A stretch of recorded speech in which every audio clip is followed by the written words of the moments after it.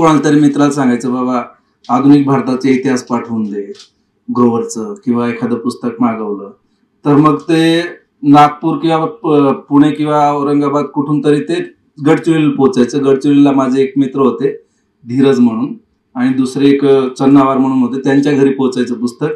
ते गडचिरोलीला यायचे, बसमध्ये पुस्तक ठेवायचे, बस माझ्याकडे पोहोचायची, मग पुस्तक पोहोचायचं. मॅगझिन 6 महिन्यातनं एकदा विकत घ्यायचो मी 12 महिन्याचे पैसे त्या मॅगझिनवाल्याला देऊन टाकायचो गडचिरोलीला. मी गडचिरोलीत गेल्यामुळे क्रॉनिकल मॅगझिन गडचिरोलीत यायला सुरुवात झाली.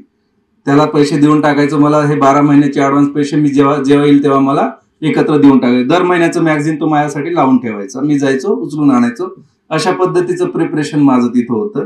आणि मी तिथं प्रिपरेशन करताना सिव्हिल सर्व्हिसेस जी UPSCची जी परीक्षा आहे, पूर्व परीक्षा, ती 2010ची क्वालिफाय केलेली आहे. त्याच्यात समाधान सरांचा मोठा हात आहे.